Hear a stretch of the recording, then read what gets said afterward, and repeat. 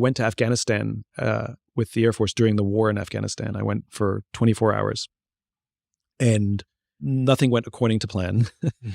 And we ended up thinking we were going to get stuck there. And I never told my parents that I was going to Afghanistan.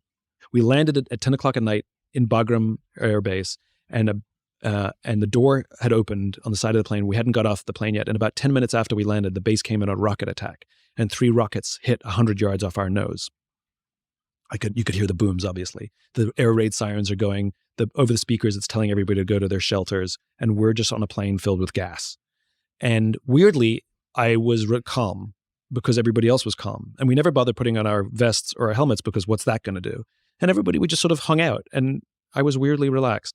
And for anybody who's ever been in a war zone, they'll know this. You have all the feelings you're supposed to have. You don't necessarily have them at the right times. My panic came later. We finally were given the all clear. We went to our quarters. The next day I had the most amazing, after about 3 hours of sleep, that's all we got, had the most amazing experience. I got to experience an airdrop mission where we flew a C-17 at 2,000 feet. I watched the back of the door open and whoosh, flew out the back, fuel, ammunition, and water supply to forward operating base, about an hour and a half, 2 hours from Bagram, and then we flew back. Most amazing experience, right?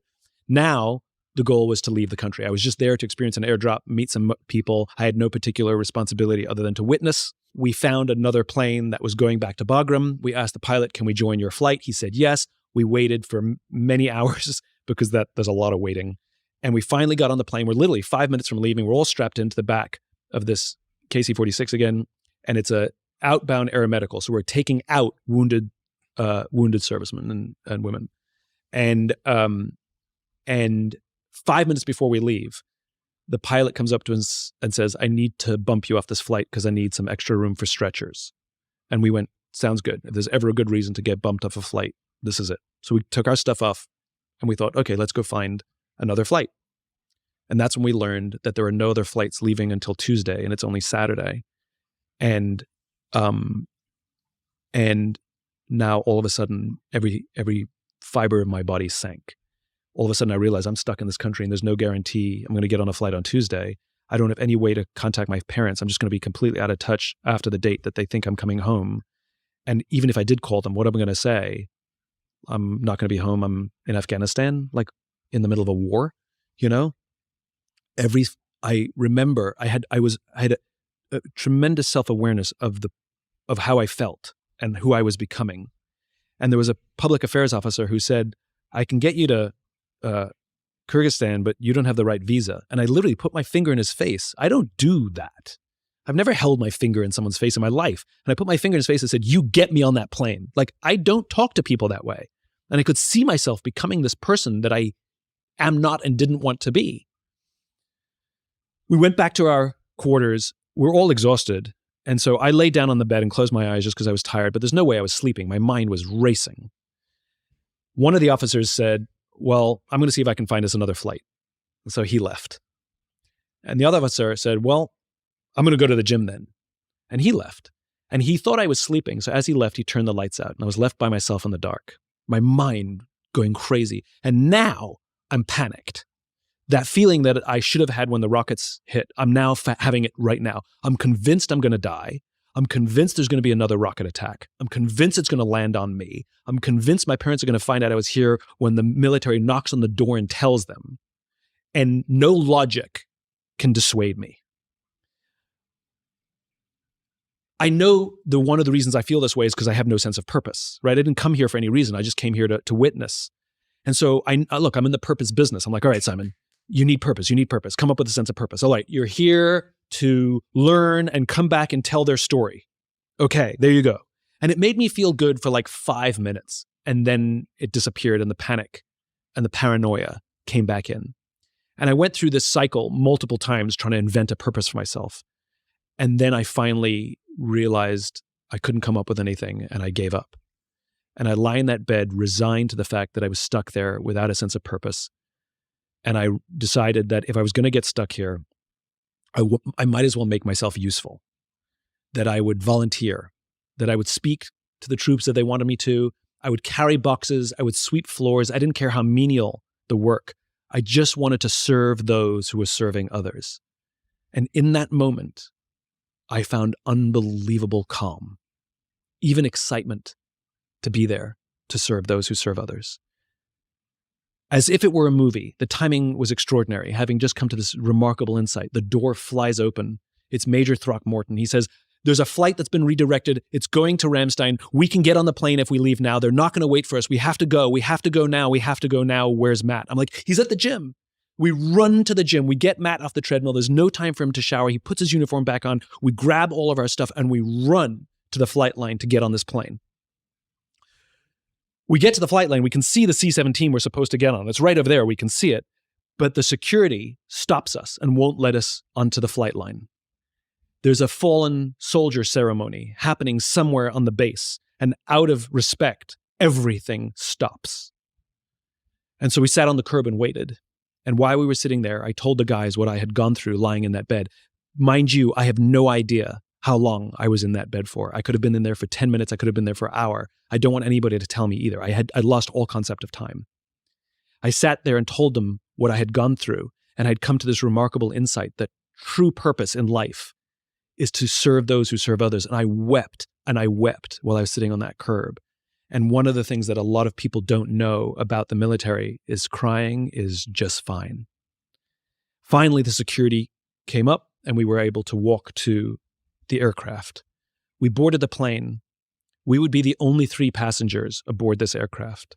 What I didn't know at the time is the reason this flight had been redirected is that we would be carrying the soldier for whom they just had the fallen soldier ceremony. We stood there and waited, and the army brought on the flag-draped casket. The soldiers put the casket right in the middle of the aircraft. They stood there and did a very slow 8-count salute. They turned, marched off the plane, and we could watch them hugging and crying as they walked out of sight. Our Air Force crew got to work and they strapped the casket down in the middle of the aircraft, and we got going. I've never had such an honor in my life, having just gone through this experience that I had on the ground, learning that true purpose is the opportunity to serve those who serve others, that I get to bring home somebody who knows a lot more about purpose than I ever will. We land at Ramstein, and we have one night at Ramstein before we come home. The final flight home is another C-17 back to Andrews Air Force Base. And this is an aeromedical evacuation. So it's what they call an AE mission. So the wounded. Some ambulatory, some not. And we get into the flight. This flight was a little more relaxed, and lots of nurses tending to the wounded. And in the back of the aircraft was a single gurney, a single Marine who was in what they call CCAT, which is an artificial coma. Very, very badly wounded, and he had 4 doctors attending to him personally. And I sort of avoided going to the back of the plane because it was uncomfortable. And I finally said, no, I got to go. So I walked to the back of the plane to talk to the docs, and they walked me through his wounds. His buddy stepped on an IED and was killed, and he took the shrapnel. He had shrapnel in the chest, shrapnel in the eye, and he was in very bad shape. And the docs were telling me that the amount of new techniques that they were learning how to treat trauma, just because of the war in Iraq and Afghanistan, was slowly making its way into civilian hospitals. So even when they're wounded, they're still serving us, And the lead doc was a reservist who works in an ER in Austin. And had I not gone through what I had just gone through 24 hours before, I would never have asked him this question. But I did. I asked him, hey, doc, you're a good guy. You work in an ER. You save lives for a living. That's your job. Do you have a different kind of feeling on these missions than you do back home? And he looked at me and he said, 90 to 95% of the people who come through an ER are either drunks or idiots. He says, there's not a single drunk or idiot on this aircraft. He said, the feeling that I get when I get to work these missions during my reserve hours is more powerful than any feeling I ever get when I'm working back home. Again, the greatest sense of purpose and meaning we can have in our lives is to serve those who serve others. Part of the deal that they made with me when I went The general said, I want you to go and I want you to come back and tell us your insights. What you saw that we did well, what you saw weak, just tell us your insights. So about 2 weeks after I got home, I went back to Scott Air Force Base and was standing in a room full of all the brass, all the generals, the colonels, all the command from the mobility forces. And they just wanted me to report on what I saw. And I went through everything. And I wasn't sure if I was going to tell them about bringing home this flag draped casket. That was the emotions were very raw still. And I'm not sure I wanted to do it or could do it. And I remembered I was reporting on everything else that I saw and the people I met and the things that I thought were amazing. And I took a pause and I decided to tell the story. And now, the emotions are right on the surface. And I tell the whole story in even more detail than I'm telling you now. And I got to the point where I choked up and I couldn't continue. I couldn't tell the story anymore. Now, if this was the private sector and I was standing on a stage telling this exact story, somebody in private sector would say to me, take your time. They'd say, it's okay. That's what they would say to me, right? It's happened. Take your time, right? That's not what happened. I stood there completely choked up. I couldn't speak. And was one voice from the back of the room, the general. And he said, go on. Meaning, go on and we're with you. Right? And that's the difference between private sector and these wonderful people. In private sector, they say to you, take your time as if you're alone. Take all the time you need by yourself. And here, these people who understand what service truly means, they say, go forwards, go on, move forwards, you have no choice, and we will be with you. And that's what I learned from them. When my friends are struggling, I don't say, take your time. When my friends are struggling, I say, go on. When my friends are crying, I say, go on. The underlying message is, and I am here sitting in the mud with you. It is the greatest honor of my life. And because of that experience, that's where the book Leaders Eat Last came from. That experience was the impetus for that book. So when we talk about what the future looks like, I just want to live a life of service. I want to continue to serve those who serve others. And to meet people who live a life of service, I will do anything for them. I think there's an unwritten rule that when you meet someone who's devoted their life to serving those who serve others, that it is our responsibility to serve them. There's an unwritten rule.